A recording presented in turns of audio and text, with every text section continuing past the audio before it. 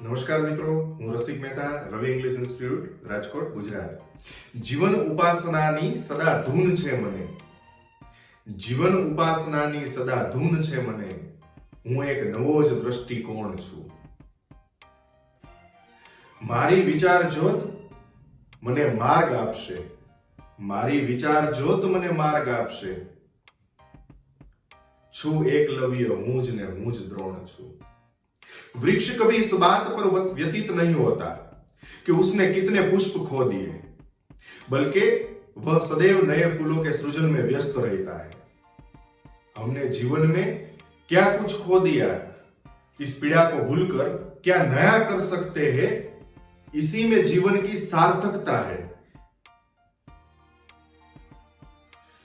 We need strength while doing possible things, but we need faith while doing impossible things. So always trust on yourselves, friends. You can do it. You will definitely learn English language. Let's begin today's lecture, friends. Articles ના part 1 ની અંદર a અને n વિશેની માહિતી આપણે રજૂ કરી.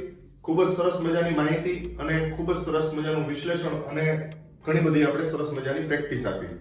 એ પ્રેક્ટિસના ભાગરૂપે જે મહાવરો આપ્યો આપણે 1 થી 13 બ્લેન્ક્સ આપેલી અને ત્યારે મેં તમને એક સ્પષ્ટીકરણ કરેલું કે આર્ટિકલ્સમાં a અને n જેને ઇનડેફિનિટ આર્ટિકલ કહેવામાં આવે છે, જે અચોક્કસ આર્ટિકલ છે કે જે ઉચ્ચાર ઉપર આધારિત છે, નહીં કે a e i o u આ 5 સ્વર જે અક્ષરો છે એની ઉપર નહીં, પણ એના ઉચ્ચાર જે છે, સ્વરોના ઉચ્ચાર, વોવેલ્સના ઉચ્ચાર જે છે એની ઉપર આધારિત છે.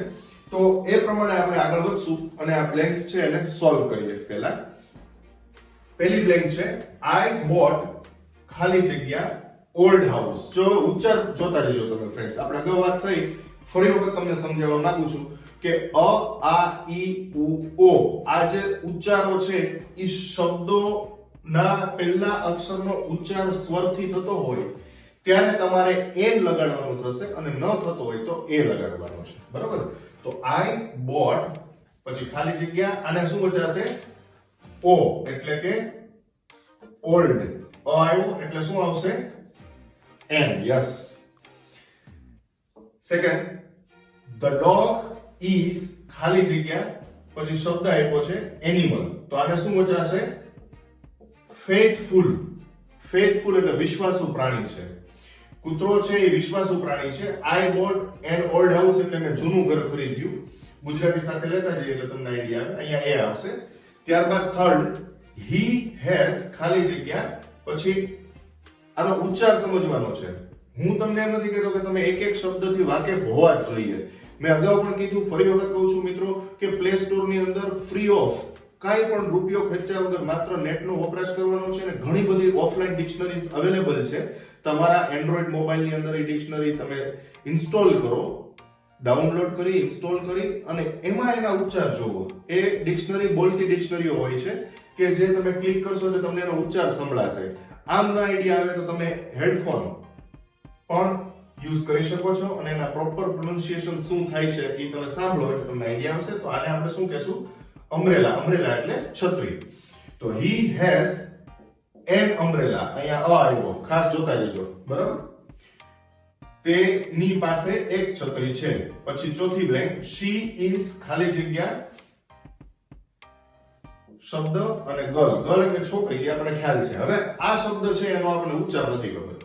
હવે તમે જો જૂના નિયમ પ્રમાણે AEIOU ના નિયમ પ્રમાણે ચાલો છો અને તમે અહીંયા n મૂકી દીધું તો અહીંયા તમે આમનામ સાચા એટલે પડી ગયા કે આમાં ઉચ્ચાર પ્રમાણે તમે મૂકશો કે AEIOU પ્રમાણે ભલે મૂકી દીધું બ્લાઇન્ડલી, પણ ખરેખર આનો ઉચ્ચાર છે ને એ અનટાઈડી આપણે કરીએ છીએ.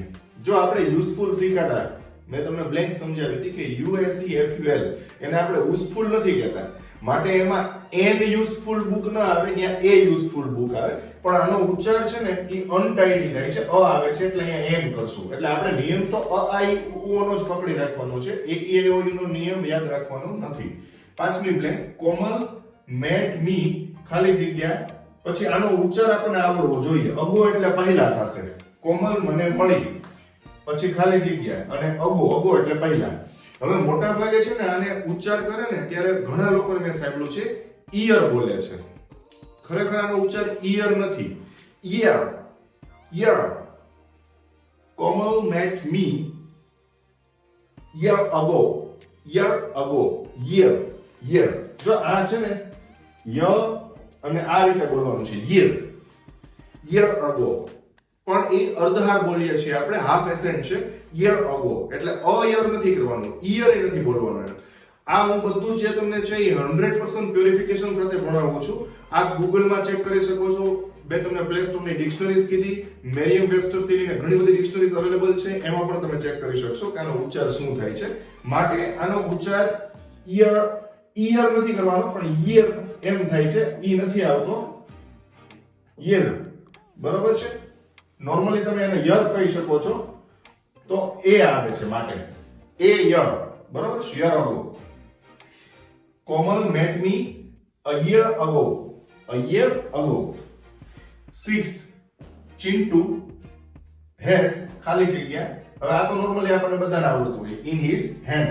ચિંટુ ના હાથમાં એક ઈંડું છે, તો આને આપણે શું કહીએ છીએ? egg. આવ્યો એટલે શું આવશે? n.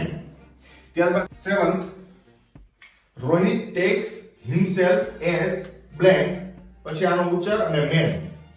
Rohit takes himself. Rohit પોતાની જાતને કેવી રીતે લે છે? as એટલે તરીકે, ની જેમ. ખાલી જગ્યા. પછી એનો ઉચ્ચાર થાય છે unlucky. unlucky man. unlucky એટલે જેનું ભાગ્ય છે એ બળવાન ન હોય, કમનસીબી, કમનસીબ માણસ, તો એને unlucky man કહેશું. એટલે an unlucky man. બરાબર. ત્યારબાદ 8th, શ્રી ભૂપતભાઈ બોદર is ખાલી જગ્યા ઇન્ડસ્ટ્રીયાલિસ્ટ.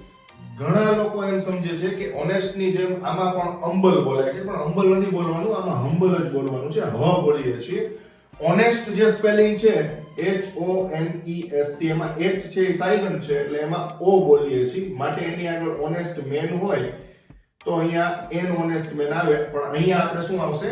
અ હમ્બલ ઇન્ડસ્ટ્રીયાલિસ્ટ. શ્રીમાન ભૂપતભાઈ બોદર એક વિનમ્ર ઉદ્યોગપતિ છે. 9th, વોટ ખાલી જગ્યા આઈડિયા. આ તો એડ પણ આવે છે, વોટ એન આઈડિયા સરજી. બરાબર, તો એન આવશે, કારણ કે આનો ઉચ્ચાર આપણે શું કરીએ છીએ? આઈડિયા. ત્યારબાદ 10th, Mrs Krishna Joshi is ખાલી જગ્યા MBA. જો અગાઉ મેં વાત કરી હતી, એબ્રિવેશન, શોર્ટ ફોર્મ્સ છે, એના ઉચ્ચાર શું થાય છે એની ઉપર ડિપેન્ડ છે. તો અહીંયા આપણે એનો ઉચ્ચાર શું કરીએ છીએ? MBA. આવ્યો એટલે શું આવશે? NMBA. બરાબર. મિસિસ કૃષ્ણા જોશી, શ્રીમતી કૃષ્ણાબેન જોશી MBA થયેલા છે. અને MBA master of business administration. 11th, Vishwa is ખાલી જગ્યા NCC કેડેટ. કેડેટ એટલે છાત્ર કહી શકો છો તમે. NCC નેશનલ કેડેટ કોર્પ્સ જે કહેતા હોઈએ છીએ આપણે.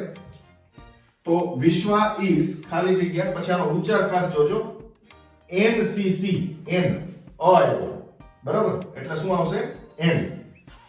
NCC cadet.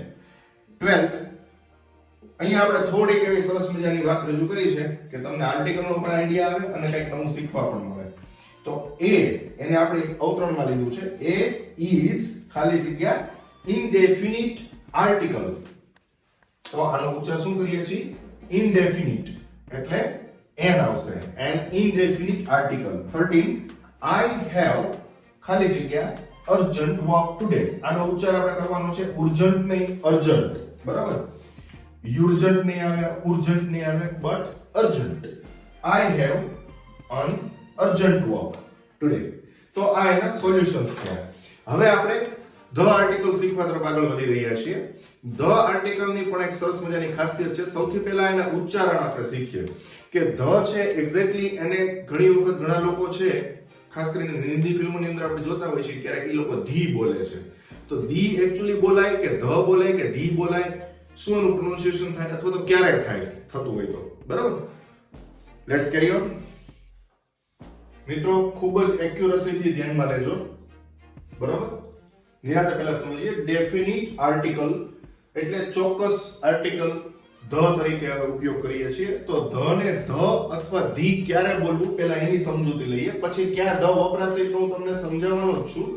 નિરાતે જુઓ. પેલા નોંધ સમજીએ. નોંધ, જ્યારે શબ્દ સ્વરથી શરૂ થતો હોય, હવે સ્વરના ઉચ્ચાર ક્યાં છે? આપણે એ ઈ આઈ ઓ યુ એ નહીં યાદ રાખવાનું, એના ઉચ્ચાર યાદ રાખવાના છે. જ્યારે શબ્દ સ્વરથી શરૂ થતો હોય, સ્વર એટલે અ, આ, એ, ઓ, ઉ, ઈ. આપણે અગાઉ વાત કરી હતી તમને, ગીત યાદ રાખી લેવાનું ગોવિંદાનું, અ, આ, ઈ, ઉ, ઓ.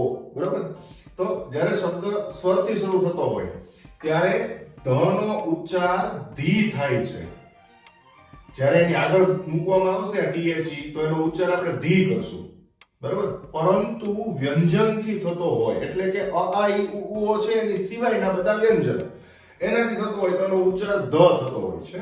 Okay, now let's get the examples. ચાલો આપણે તપાસીએ. એક્ઝામ્પલ, ઉદાહરણો જોઈએ. લેફ્ટમાં મેં ધ ઉચ્ચાર આવતો એવા મૂક્યા છે, રાઈટમાં ધી વાળા મૂક્યા છે. પહેલા એક એક આપણે ક્લિયર કરતા જઈએ. અહીંયા આપણે ઉચ્ચાર જોજો. પહેલો અહીંયા લેફ્ટ સાઈડ થી સ્ટાર્ટ કરીએ છીએ. ખાલી જગ્યા લાયન, આને ટેમ્પરરી આપણે ખાલી જગ્યા બોલીએ છીએ. ખાલી જગ્યા lion has a mane. Mane એટલે કેશવાળી, સિંહ હોય ને કેશવાળી. તો અહીંયા આપણે એનો ઉચ્ચાર શું કરીએ છીએ? લાયન. અને લાયન કહી શકો છો. લાયન એક્ચ્યુઅલી ઘણા લોકો લોયન બોલતા હોય છે, પણ એ બધા ડાયલોગ્સ બેઝ છે. આપણે લાયન જ ઉચ્ચાર રાખવાનો. હવે આનો ઉચ્ચાર ખાસ જોજો. આપણે અહીંયા લ બોલીએ છીએ એટલે આનો ઉચ્ચાર આપણે શું કરશું friends? The. Very simple, correct.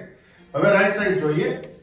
ખાલી જગ્યા એલિફન્ટ, આનો ઉચ્ચાર શું કરીએ છીએ? એલિફન્ટ. એલિફન્ટ એટલે સ્વરનો ઉચ્ચાર આવ્યો તો આને આપણે શું બોલશું? The elephant. Yes, the elephant has a short ટેલ.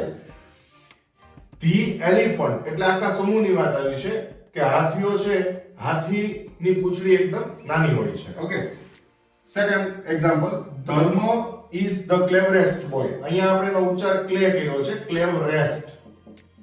ધર્મ ઇઝ ધ ક્લેવરેસ્ટ બોય, ધર્મ સૌથી હોશિયાર છોકરો છે. અહીંયા જોવો, ધ એપલ, આનો ઉચ્ચાર શું કરીએ છીએ આપણે? ધ એટલે એનો ઉચ્ચાર ધી કરવાનો છે. શું કામ? કારણ કે એનો સ્વરનો ઉચ્ચાર આવ્યો. અહીંયા સ્વરનો ઉચ્ચાર એટલે the elephant has a short tail. The apple is red. બરોબર છે? એપલ છે એ લાલ હોય છે. Third, the Ramayana. જો આનો ઉચ્ચાર આપણે રા કર્યો, વ્યંજનનો ઉચ્ચાર છે, સ્વરનો નથી, એટલે અહીંયા ધ આવે છે. The Ramayana is a holy book of the Hindus. અહીંયા પણ જો આપણે હી કર્યો, હિન્દુઝ, એટલે બંનેમાં આપણે ધ ઉચ્ચાર કર્યો. The Ramayana is a holy book of the Hindus. પણ અહીંયા જોજો, બહુ જ સિમ્પલ, બેઝિક પ્રાઇમરીમાં ભણતા હોય ત્યારે આ શબ્દ આવે કીડી. અને કીડી પાસેથી ઘણું બધું શીખવાનું છે. A very hard working creature, we must સે. The ant is hard working. તો હવે એને બોલવાનું છે કઈ રીતે? જોજો, અહીંયા એ બોલીએ છીએ, એ. બરોબર? તો the ant is hard working insect. આપણે ઘણી વખત છે ને, તમે જોજો મૂવીમાં લાસ્ટમાં આવતું હોય છે the end. આવ્યું યાર? the end બોલે, the end નથી કહેતા. શું કામ? કારણ કે end નો ઉચ્ચાર શું કરીએ છીએ? e n d n o. the end બોલે છે. બરોબર? the end. યસ. તો અહીંયા એન્ટ બોલીએ છીએ એટલે the ant is hard working insect. કીડી છે એ ખૂબ જ સખત મહેનતુ. ઇન્સેક્ટ એટલે કોઈ પણ નાનું ક્રીચર હોય, નાનું જીવજંતુ હોય, એને ઇન્સેક્ટ કહેવામાં આવે છે. પછી fourth, the house is on fire. અહીંયા આપણે એનો ઉચ્ચાર હાઉસ કર્યો છે, house. The house is on fire now. એટલે હાઉસ છે, મકાન છે, ને આગ લાગેલી છે, મકાન આગમાં બળે છે. તો the house is on fire now. પણ અહીંયા જોજો, ધી શું કામ? કારણ કે આનો ઉચ્ચાર શું કરીએ છીએ આપણે? Honest man. The honest man can never cheat anyone. પ્રામાણિક માણસ છે એ ક્યારેય કોઈને છેતરી શકતો નથી. હવે ફ્રેન્ડ્સ, આપણે ખરેખર ધ છે આર્ટિકલ એ કેટલી જગ્યાએ લાગે છે એની ખૂબ જ સુંદર રજૂઆત જોઈએ. Okay, let's continue. મિત્રો આગળ વધીએ. મારે બોર્ડની મર્યાદા હોવાથી થોડું તમને કન્જસ્ટેડ લાગશે, પણ એક એક વસ્તુ આપણે સ્ટેપ બાય સ્ટેપ લેતા જઈએ. બરાબર? પહેલો ઉપયોગ એનો, before names of musical instruments. The નો પહેલો ઉપયોગ. ધ ક્યાં વપરાશે? તો before names of musical instrument એટલે સંગીતના સાધનોના નામ હોય એની પહેલા હંમેશા ધ આવે. બરાબર? એક એક સ્ટેપ આપણે ક્લિયર કરીએ. તો અહીંયા લખ્યું છે સિતાર છે એ વાદ્ય છે, સંગીતનું સાધન છે, એટલે the sitar, the tabla, the flute એટલે વાંસળી, ધ પિયાનો, તો કોઈ પણ મ્યુઝિકલ ઇન્સ્ટ્રુમેન્ટ હશે એની પહેલા આપણે ધ મૂકશું, પછી ગિટાર, સિતાર કોઈ પણ હોઈ શકે, બરાબર. બીજો મુદ્દો, આ પહેલો મુદ્દો લીધો. બીજો મુદ્દો, before rivers, mountains, mount ranges, holy books, ocean, gulfs, continents, islands, બરાબર. તો બિફોર રિવર્સ, રિવર્સ એટલે નદીઓ, નદીઓની પહેલા, માઉન્ટેન્સ એટલે પર્વતોની પહેલા, માઉન્ટેન રેન્જીસ એટલે પર્વત માળાઓ હોય એની પહેલા, હોલી બુક્સ પવિત્ર ગ્રંથો, ઓશન્સ, ઓશન્સ એટલે સમુદ્રો, ગલ્ફ્સ જેને આપણે ખાડી કે અખાત કહીએ છીએ, કોન્ટિનેન્ટ્સ એટલે ખંડ, એશિયા ખંડ છે, આઇલેન્ડ્સ તો ટાપુઓ. તો આ બધાની આગળ પણ ધ લાગે છે એટલે આપણે એક્ઝામ્પલમાં મૂક્યું છે કે ધ ગંગા જે પવિત્ર નદી છે, તો બધી નદીઓ છે, પછી બધી નદીઓ એમાં આવી ગઈ, બરાબર. નાઇલ છે, ગંગા છે, યમુના છે, તો બધામાં ધ લાગે છે. ધ હિમાલયાસ એટલે કોઈ પણ પર્વત હોય, પછી આપણે અહીંયા ગુજરાતની અંદર ગિરનાર છે તો ધ ગિરનાર કહી શકો છો, બરાબર. ધ ગિરનાર, ધ હિમાલયાસ એ રીતે. પર્વતમાળાઓ, ધ આલ્પ્સ, આલ્પ્સની પર્વતમાળાઓ છે. પછી the Bhagavad Gita, the Gita, the Quran, the Ramayana, the Mahabharata, જેટલા ગ્રંથો છે એ બધાની આગળ ધ લાગશે. મારી થોડી એક મર્યાદા છે, લિમિટેશન છે, એટલે બહુ સિલેક્ટેડ નામ મેં આમાં રજૂ કરેલા છે, પણ છતાંય બોલવામાં હું એક્ઝામ્પલ્સ તમને વધુ આપતો જઈશ. ધ એટલાન્ટિક, એટલાન્ટિક ઓશન હોય છે, બરોબર, મહાસાગર, તો એને ધ લાગશે. પછી આપણે વાત થઈ ગલ્ફ એટલે અખાત કે ખાડી, ખંભાતનો અખાત આપણે કહેતા હોય તો ધ ખંભાત આવશે, બરોબર, ધ ખંભાત. પછી ખંડ, જેટલા આપણે 7 ખંડ છે તો એમાંથી ધ હશે, એટલે ખંડના નામ પણ તમને ખબર હોવા જોઈએ ફ્રેન્ડ્સ, કારણ કે તો જ તમને ખબર પડશે કે આ ખંડ છે એટલા માટે મારે ધ લગાડવાનું છે. એટલે અંગ્રેજી તો વિશેષ વસ્તુ શીખવાની છે, પણ સાથે સાથે તમારી પાસે જનરલ નોલેજ પણ હોવું જોઈએ, સામાન્ય જ્ઞાન પણ હોવું જોઈએ. ત્યારબાદ third, before planet, stars, satellites એટલે ગ્રહો, તારામંડળ કે ઉપગ્રહો એની પહેલા પણ ધ લાગે છે, જેમ કે the earth, the moon, the sun, the stars. પછી આપણા સેટેલાઇટ જેટલા છોડવામાં આવેલા છે ઇન્ડિયા તરફથી, તો પણ વૈશ્વિક કોઈ પણ સેટેલાઇટ હોઈ શકે, બધાની આગળ ધ લાગશે. ધ રોહિણી, ધ ભાસ્કરા એ રીતે, તો એની આગળ ધ લાગશે. ત્યારબાદ ફોર્થ આઇટમ જોઈએ આપણે, બિફોર પર્ટિક્યુલર કાસ્ટ, કોઈ પણ જ્ઞાતિ, જાતિ, જો આમાં મેં સ્પષ્ટતા કરી છે, જ્ઞાતિ, જાતિ, ટ્રાઇબ એટલે જાતિ, સોસાયટી, કોઈ ગ્રુપ ઓફ પીપલ એટલે લોકોનો જૂથ હોય, સમૂહ હોય, સ્પીસીસ, સ્પીસીસ એટલે કોઈ પણ પ્રજાતિઓ હોય, એનિમલ્સની પ્રજાતિઓ હોય તો એમાં પણ આગળ ધ લાગે. Group of animals, capital, capital એટલે અહીંયા આપણે આર્ટિકલની વાત કરીએ છીએ, પણ આ કેપિટલ એટલે રાજધાનીઓ, એટલે બધી રાજધાની છે, જેમ કે ગાંધીનગર છે તો the Gandhinagar is the capital of, બરાબર, ગુજરાત એ રીતે. તો કેપિટલ. પછી યુનાઇટેડ સ્ટેટ્સ જે સંયુક્ત રાષ્ટ્રોથી એક રાષ્ટ્ર બન્યું, તો એ બધાની આગળ ધ લાગશે. તો એનિમલ્સ, ધ હિન્દુસ, બરાબર છે, ગ્રુપ ઓફ પીપલ, એક સમુદાય, ધ હિન્દુસ, ધ મુસ્લિમ્સ, તો આ બધી જાતિઓ છે, તો એની આગળ લાગશે the wild animals, the domestic animals. પછી એવી રીતે ધ ગાંધીનગર, આપણે વાત થઈ હમણાં જ કે કેપિટલ. પછી કોઈ પણ પ્રાંત હોય, પ્રોવિન્સીસ જેને કહેવામાં આવે છે, કે જ્યાં એક પર્ટિક્યુલર કાર્યભાર નિમેલો છે, તો એવી રીતે પણ ત્યાં પ્રોવિન્સીસ ની આગળ જેટલા પ્રોવિન્સીસ છે એ બધાની આગળ ધ લાગશે, બરાબર છે, જેને આપણે કાર્ય પ્રદેશ એવું કહી શકીએ, પ્રોવિન્સીસ એટલે. તો એમાં ધ પંજાબ, પંજાબની આગળ ધ લાગે છે મિત્રો, ધ પંજાબ. મેં આમાં લખ્યું નથી પણ બોલું છું, ધ પંજાબ આવશે, બરાબર. પછી USA, United states of America, તો કે ધ યુએસએ લાગશે. એટલે જેટલા સંયુક્ત રાષ્ટ્રો થઈ અને સંયુક્ત રાષ્ટ્રનું નિર્માણ થયું, જાજા બધા રાષ્ટ્રો ભેગા થઈને, તો એને ધ યુએસએ કહી શકો છો. હજી આપણે ઘણું બધું બાકી છે, સાથે લેતા જઈએ. બને ત્યાં સુધી મારો એવો પ્રયત્ન છે કે આ એક પોઈન્ટ, આ બસ આ બીજા પાર્ટની અંદર તમારા આર્ટિકલ્સ છે હું પૂરા કરી આપું, એટલે ત્રીજા પાર્ટ માટે તમારે વેઇટ ન કરવી પડે અને આપણે કંઈક નવી રજૂઆત લઈ શકીએ. Okay, keep watching, let's continue. Point number 5 friends, before superlative degree forms. બરાબર, સુપરલેટિવ ડિગ્રી 3 પ્રકારની છે, પોઝિટિવ ડિગ્રી, કમ્પેરેટિવ ડિગ્રી અને સુપરલેટિવ ડિગ્રી. તો સુપરલેટિવ ડિગ્રી શ્રેષ્ઠતા બતાવે છે, એટલે એના જેટલા શબ્દો છે શ્રેષ્ઠતા દર્શક ડિગ્રી જે છે એની આગળ તમારે બધામાં ધ લાગશે તેની પહેલા, બરોબર છે? એટલે ગુડ છે તો એનું ગુડ પોઝિટિવ રૂપ છે, બેટર કમ્પેરેટિવ અને બેસ્ટ સુપરલેટિવ. તો ગુડ, બેટર, બેસ્ટ, તો બેસ્ટ સુપરલેટિવ નું રૂપ છે એટલે એની આગળ ધ આવે. ટોલ છે એનું સુપરલેટિવ ફોર્મ થાય છે ટોલેસ્ટ એટલે ધ આવશે. પછી મોસ્ટ બ્યુટીફુલ, સૌથી વધુ. મેની કે મચ એનું મોર અને એનું સુપરલેટિવ થાય મોસ્ટ એટલે ધ મોસ્ટ અને ધ મોસ્ટ હેન્ડસમ, બરાબર? પછી topic number 6, before ordinal numbers. જોજો, ખાસ યાદ રાખજો, there are two types of numbers, cardinal as well as ordinal. ક્રમવાચક સંખ્યા, એક આપણે ઓર્ડર વાઇઝ બતાવે છે સંખ્યા, એક આપણે 1 2 3 4 કહીએ છીએ ખાલી નંબરિંગ, બરોબર? તો ક્રમ બતાવે છે, જે ક્રમ સૂચક સંખ્યા છે એની આગળ હંમેશા ધ લાગે છે. આપણે પ્રથમ, દ્વિતીય, તૃતીય, ચતુર્થ એમ બોલતા હોઈએ, ઇંગ્લિશમાં આપણે એને ફર્સ્ટ, સેકન્ડ, થર્ડ, ફોર્થ કહીએ, તો એમાં બધામાં તમારે ધ લગાડવાનું થશે. એને ઓર્ડિનલ નંબર્સ કહેવામાં આવે છે. The first, the second, the third, the fourth, એ રીતે, બરાબર? ત્યારબાદ point number 7, before double comparison degree. જો હવે તમને એક થોડી નવીનતા લાગશે, થોડો એડવાન્સ ટોપિક છે, 11th 12th સ્ટાન્ડર્ડ નો ટોપિક છે, પણ આર્ટિકલમાં આ વસ્તુ સમજાવવી જરૂરી હતી કારણ કે કોમ્પિટિટિવ એક્ઝામમાં પૂછાઈ શકે એટલા માટે. તો આ વસ્તુ તમને આઈડિયા આવી ગયો, મેં તમને અહીંયા સમજાવ્યું કે ભાઈ ડિગ્રી 3 પ્રકારની છે.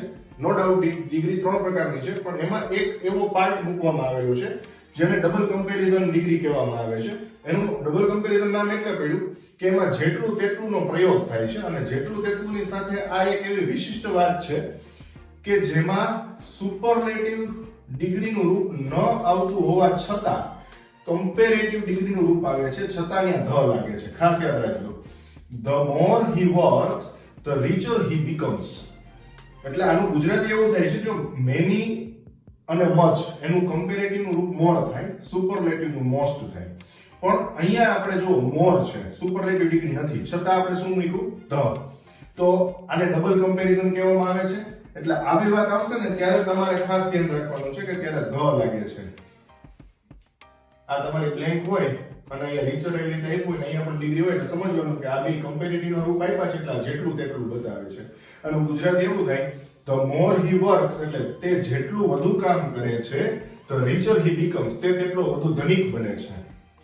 જેટલું તેટલું અહીંયા મેં હિન્ટ આપેલી છે. બીજું એક્ઝામ્પલ લઈએ, the sweeter your speech is the dearer you will be to everyone. જેટલી મધુર તમારી વાણી તેટલા દરેકને તમે પ્રિય બનશો, બરાબર? હજી આગળ લઈએ point number 8, before the historical names, monuments, places, newspapers, magazines and parties, ruling parties હોય કે પછી opposite party, before the historical place, historical કોઈ પણ નામ હોય, ઐતિહાસિક નામો છે, સ્થળો છે, મોન્યુમેન્ટ એટલે સ્મારક છે, ન્યૂઝપેપર છે, સમાચાર પત્રો છે, છાપાઓ જેને આપણે કહીએ, સામયિકો છે, અને પાર્ટીઝ એટલે આપણે ભારત દેશની અંદર જે રૂલિંગ પાર્ટી છે ભાજપ, તો એને પાર્ટીઝ આપણે કહીએ છીએ. તો ઐતિહાસિક નામો, સ્મારકો, સ્થળો, છાપાઓ, સામયિકો અને પક્ષો જેને આપણે પક્ષો કહીએ, એ બધાની આગળ ધ લાગે છે. જેમ કે ધ પાંડવાસ, પાંડવ છે ઇતિહાસને લગતો નામ છે તો ધ પાંડવાસ. ધ તાજમહલ, બરાબર? જોતા જજો ખાસ. The City Palace, the Times of India newspaper છે, the India Today magazine, the Reader's Digest ખૂબ સારું મેગેઝિન આવે છે જનરલ નોલેજ માટે, the diamond cricket today magazine છે, ધ બીજેપી એટલે કે ભારતીય જનતા પાર્ટી, ધ જનતા દળ. તો આ બધામાં ધ લાગે છે, બરાબર? પછી એક સરસ મજાની મેં નોંધ આપી છે અને તમે જરાક ધ્યાનમાં લેજો. કોઈ સંજ્ઞાવાચક નામનો પ્રયોગ જાતિવાચક નામ તરીકે થતો હોય અથવા થયો હોય ત્યારે નામની પહેલા ધ લાગે છે. ખાસ જોજો, કોઈ સંજ્ઞાવાચક નામ, કોઈ પણ નામ છે એ સંજ્ઞા બતાવે, તમારું નામ, મારું નામ, એ બધી સંજ્ઞાવાચક નામ થયું. આપણે આ છે તો આને આપણે વ્હાઇટ બોર્ડ કીધું, તેને સંજ્ઞા આપી દીધી એટલે કે વ્હાઇટ બોર્ડ. તો એ સંજ્ઞાવાચક નામ છે, એનો પ્રયોગ જાતિવાચક નામ તરીકે થયો હોય, કોઈ એની જાતિ બતાવતું હોય, તો Kalidas is the Shakespeare of India. એટલે કાલિદાસ છે એ ભારત દેશના શેક્સપિયર સમાન છે. શેક્સપિયર જેમ ખૂબ પ્રખર હતા, પોતે ડ્રામેટિસ્ટ હતા, પોએટ હતા, તો એક મહાન ઉમદા વ્યક્તિત્વ ધરાવતા હતા, એવી રીતે કાલિદાસ છે એ આપણા મહાન કવિ છે. તો એનો એવું કહી શકીએ કે કાલિદાસને કેવી રીતે ગણવામાં આવે તો કે શેક્સપિયર સમાન, અથવા તો શેક્સપિયર છે એ કાલિદાસ સમાન છે, એવું કહી શકીએ. તો Kalidas is the Shakespeare of India. Kalidas છે એ ભારત દેશના શેક્સપિયર છે, બરોબર? ત્યારબાદ point number 9, before material and abstract noun. બરાબર? તો દ્રવ્યવાચક અને ભાવવાચક નામ. દ્રવ્યવાચક કોને કહીએ? જે દ્રવ્ય હોય, જેમ કે વોટર છે, ઓઇલ છે, તો એ બધા દ્રવ્યવાચક કહેવાય. અને ભાવ આપણો ફિલિંગ્સ બતાવે અને ભાવવાચક નામ કહેવાય. કોઈ પણ પ્રકારની ફિલિંગ્સ હોય, પછી હેપીનેસ હોય, હિંમત, કરેજ હોય, સોરો હોય, દુઃખ હોય. બરાબર? તો 3 એક્ઝામ્પલ મેં મૂક્યા છે, ધ્યાનમાં લેજો. The water of this well is sweet. જો વોટરમાં એક એન તો આવવાનું જ નથી. પહેલા તો એક વસ્તુ યાદ રાખો કે કાઉન્ટેબલ નાઉન્સ જેને ગણી શકાય એમાં જ એક એન આવવાનો પ્રશ્ન આવે. ગણી નથી શકાતો, અગણિત છે, એની આગળ એક એન આર્ટિકલ આવવાનું જ નથી. અને રહી વાત હવે ધન, તો ધ ક્યારે આવશે? તો કે દ્રવ્યવાચક અથવા ભાવવાચક નામની પહેલા. તો the water of this well is sweet. આ કૂવાનું પાણી મીઠું છે. The cloth of this shop is very costly. આ દુકાનનું કાપડ છે એ બહુ મોંઘું છે. તો આ બંને ત્યાં આ દ્રવ્યવાચક થયું, મટીરીયલ બેઝ બતાવે છે. The courage of Maharana Pratap is world famous. Courage આ તમારું એબ્સ્ટ્રેક્ટ નામ છે. Courage of Maharana Pratap is world famous. મહારાણા પ્રતાપની હિંમત છે એ વિશ્વ પ્રખ્યાત છે. અચ્છા, હવે આર્ટિકલ્સ ક્યાં નહીં વપરાય એ આપણે જોવાનું છે. આ વસ્તુ કોઈ સમજાવતું નથી. હવે હું ખૂબ જ સરસ મજાની અત્યાર સુધીનો જે પોઈન્ટ તમે સમજ્યા, પણ સાથે એ પણ આપણે જાણવું જરૂરી છે કે એ, એન કે ધ એક પણ આર્ટિકલ ક્યારે ન વપરાય. અને ઘણી બધી એવી બાબતો છે જે આપની સમક્ષ આ એક જ પાર્ટની અંદર રજૂ કરી દઉં છું, એટલે તમારે પછીના પાર્ટ માટે વેઇટ ન કરવી પડે. ઓકે ફ્રેન્ડ્સ, હવે ખાસ ધ્યાનમાં લેજો. નો આર્ટિકલ્સ એ, એન, ધ ત્રણમાંથી એક પણ આર્ટિકલ હવે વાપરવાના નથી. આ વસ્તુ કોઈ પણ વ્યક્તિ ક્લિયર નથી કરાવતું. આર્ટિકલ ક્યાં વપરાય ખબર છે, પણ સાથે એ તો શીખવું પડશે ને કે ક્યાં નથી વપરાતા. હવે ખાસ ધ્યાનમાં લેતા જાઓ, એક એક મુદ્દો આપણે ક્લિયર કરીએ. First point, with country, state, city, village, towns. તમે જે ગામ, દેશ, શહેર, નગરમાં રહ્યો છો કે લતામાં રહ્યો છો, કોઈ વિસ્તારમાં રહ્યો છો, એ એકે નામની આગળ ધ, એ, એન ત્રણમાંથી એકે આર્ટિકલ નથી લાગતા. ઇન્ડિયા છે તો એની આગળ ધ ઇન્ડિયા નામ કહેવાય. ગુજરાતમાં આપણે ગુજરાત સ્ટેટની અંદર રહીએ છીએ, ધ ગુજરાત નથી કહેવાનું. રાજકોટ સિટીમાં રહીએ છીએ, ધ રાજકોટ નથી કહેવાનું. મહુડી ગામમાં રહ્યો છો, ધ મહુડી નથી કહેવાનું. રામપરમાં રહ્યો છો, ધ રામપર નથી કહેવાનું. વોટ એવર નેમ, ગામ, શહેર, દેશના નામની આગળ ક્યારેય આર્ટિકલ વપરાતા નથી. Point number 2, with names of human beings and surnames. માણસના નામ હોય કે અટક હોય એની આગળ પણ આર્ટિકલ વપરાતા નથી. આ ખાસ યાદ રાખજો. એ, એન, ધ ત્રણમાંથી એકે આર્ટિકલ નથી વાપરવાના. Ritva, Pinak, Raj, mister Sharma, mister Patel, mister Verma, કોઈ પણ અટક હોય કે કોઈ પણ નામ હોય, તમારું નામ, મારું નામ, હ્યુમન બીંગ્સના નામ, માણસના નામ, તો એની આગળ આર્ટિકલ વાપરવાના નથી. Point number 3, with titles. કોઈ પણ ટાઇટલ આપેલું હોય, ઘણી જગ્યાએ જાય તો ડોક્ટર ટાઇટલ આપ્યું હોય કે ભાઈ આ ડોક્ટર છે, એનું આ ક્લિનિક છે, ડોક્ટર વોટસન છે, પ્રોફેસર દીક્ષિત છે, તો એની આગળ આર્ટિકલ લાગે નહીં. એ, એન, ધ એક પણ આર્ટિકલ નથી લગાડવાના. Point number 4, with relative case. Relative case એટલે રિલેશન એટલે શું? સંબંધ. એની ઉપરથી જે વિભક્તિ બની એને રિલેટિવ કેસ કહેવાય. રિલેટિવ એટલે સંબંધ, કેસ એટલે વિભક્તિ. તો સંબંધ વિભક્તિ કઈ? તો કે my, your, his, her, our, their, its. આની આગળ ક્યારે આર્ટિકલ વપરાતા નથી. ત્યારબાદ પોઈન્ટ નંબર 5, વિથ પ્રોફેશન્સ. વ્યવસાય, તો એની આગળ પણ ન લાગે. આપણે 2 એક્ઝામ્પલ આપ્યા છે. Engineering is a useful career, તો એન્જિનિયરિંગ ની આગળ એ, એન, ધ ન લાગે. Teaching is my passion, teaching ની આગળ એ, એન, ધ ન લાગે. બરાબર? Point number 6, with stores and shops. કોઈ પણ સ્ટોર છે, શોપ છે, એનું ટાઇટલ આપેલા હોય તો અહીંયા ન લાગે. જેમ કે પેલું એક્ઝામ્પલ આપ્યું છે, my father will go to Gangotri dairy to buy milk. મારા પિતાજી ગંગોત્રી ડેરીએ દૂધ ખરીદવા જશે, તો ગંગોત્રી ડેરીની આગળ એ, એન, ધ ઈ નામની આગળ નથી લાગતું. સેકન્ડ એક્ઝામ્પલ જોઈએ. આઈ bought it from Z blue. મેં આ ઝેડ બ્લુ માંથી ખરીદ્યું. તો કોઈ પણ વસ્તુ ઝેડ બ્લુ માંથી ખરીદી, ઝેડ બ્લુ છે ને એ, એન, ધ નહીં લાગે. હજી બીજા પોઈન્ટ છે એ રજૂ કરું છું, જોઈએ. With years, months, seasons, holidays, festivals, years, days. આટલા શબ્દો છે, ખાસ યાદ રાખજો. વર્ષ બતાવી હોય, મહિનો બતાવો હોય, કોઈ તમે સીઝન બતાવો છો, રજાઓ બતાવો છો, હોલિડેઝ, ફેસ્ટિવલ્સ ના નામ બતાવો છો, યર્સ બતાવો, ડેઝ બતાવો. આની સાથે તમારે આર્ટિકલ વાપરવાનું નથી. For example 1947 was a wonderful year for all Indians. બધા ભારતીયો માટે 1947 ની સાલ હતી એ ખૂબ અદ્ભુત હતી. તો 1947 છે એની આગળ આપણે આર્ટિકલ નથી લગાડવાનો. Second point, second example, do you remember 2003? તમને યાદ છે 2003? તો એમાં ધ 2003 એ 2003 કાંઈ જ લગાડવાનું નથી. પણ હવે આ મુદ્દો ખાસ તમે ધ્યાનમાં લેજો.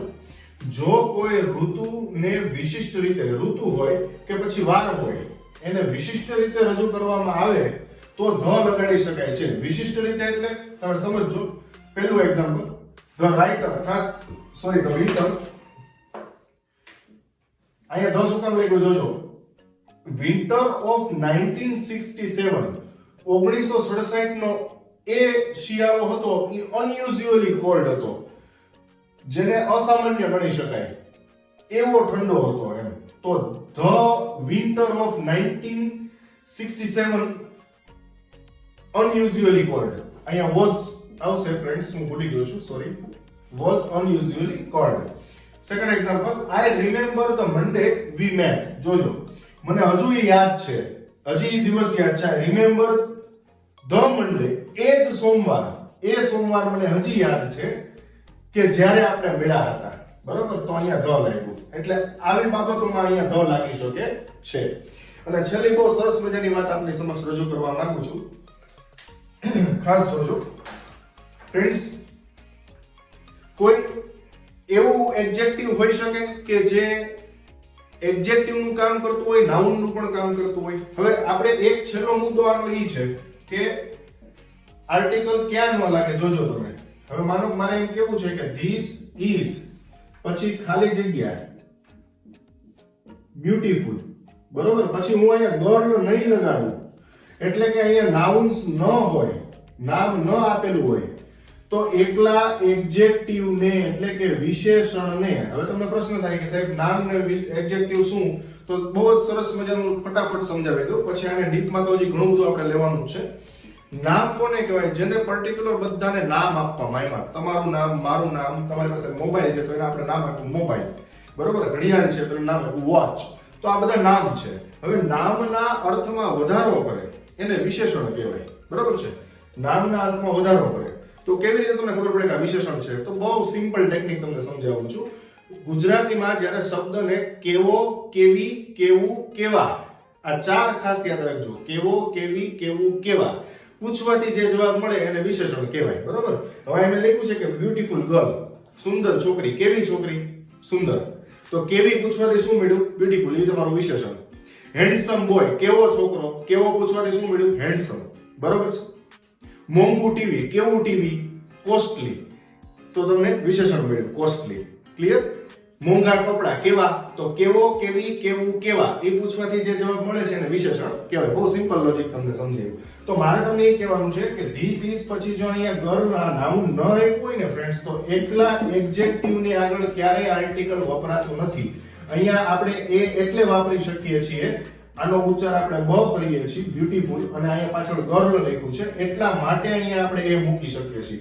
પણ જો આ રીતે હોય, ધીસ ઇઝ ખાલી જગ્યા બ્યુટીફુલ, તો અહીંયા આર્ટિકલ ની કોઈ સંભાવના નથી. એકલા વિશેષણ બ્યુટીફુલ છે, ટોલ છે, વ્હાઈટ છે, કોઈ પણ તમે છે ને આ વ્હાઈટ શબ્દ છે, બરોબર? વ્હાઈટ એટલે સફેદ. તો કોઈ પણ કલર છે એ એડજેક્ટિવ નું કામ કરતું હોય છે. વ્હાઈટ શર્ટ, કેવો શર્ટ? તો કે વ્હાઈટ શર્ટ. બરોબર? તો ધીસ ઇઝ પછી અહીંયા ખાલી વ્હાઈટ આપ્યું હોય તો કોઈ આર્ટિકલ નું કોઈ મહત્વ જ નથી રહેતું. હવે એમાં એવું એક ઉદાહરણ ખરું કે એ બેયમાં કામ આવતું હોય. બહુ સરસ મજાનું છે, જોજો. હવે બહુ મસ્ત ઉદાહરણ તમને આપું છું. That is ખાલી જગ્યા. બરોબર? પછી અહીં લખું છું ORANGE. ઓરેન્જ એટલે શું થાય? બરોબર? સંતરો અથવા નારંગી. તો આ બે વસ્તુનું કામ કરે છે. અહીંયા આર્ટિકલ વાપરી પણ શકો અને આની પાછળ તમે નાઉન ન મૂકો તો બી વાપરી શકો છો, અને નાઉન મૂકો છો તો એ વાત બદલી જાય છે, તો એ એડજેક્ટિવ નું કામ કરે છે, અધરવાઇઝ એ નાઉન નું કામ કરે છે. એટલે એ બંને કામ કરે છે. જોજો That is ખાલી જગ્યા orange. તો આમાં તમે એમ કહો છો કે ભાઈ પેલું સંતરું છે. That is an orange. ઓ આવ્યો ને ઉચ્ચાર an orange. બરોબર? અને એ જગ્યાએ પાછળ તમે એમ લગાડી દો that is an orange sari. તો એ સાડીની વાત થઈ ગઈ કે એવા કલરની સાડી છે, ઓરેન્જ કલરની સાડી છે. તોય તમે લગાડી શકો છો. તો આવી બે ચાર વસ્તુ છે સરસ મજાની કે જે તમારી માટે કંઈક નવીન હોઈ શકે. આ એક ઉદાહરણ આપ્યું, એવું બીજું ઉદાહરણ આપું છું.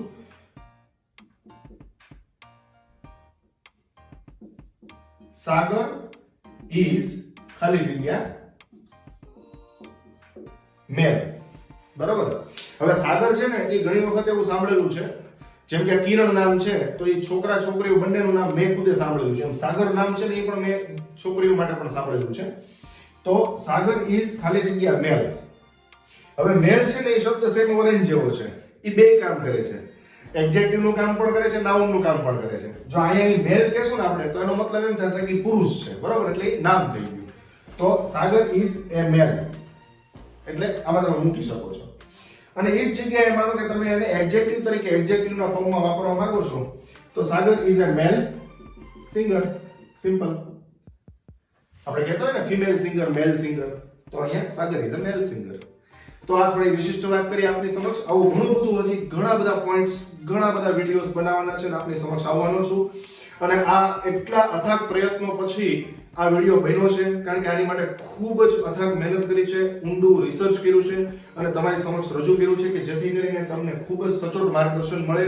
દરેક સ્ટાફ સિલેક્શન એક્ઝામિનેશન્સની જે લોકો પ્રિપરેશન કરે છે, મારા ભાઈઓ બહેનો, એ બધા માટે આ ખૂબ જ મહત્વપૂર્ણ ટોપિક રહેશે એવી આશા સહ આજનો આ મુદ્દો પૂરો કરું છું.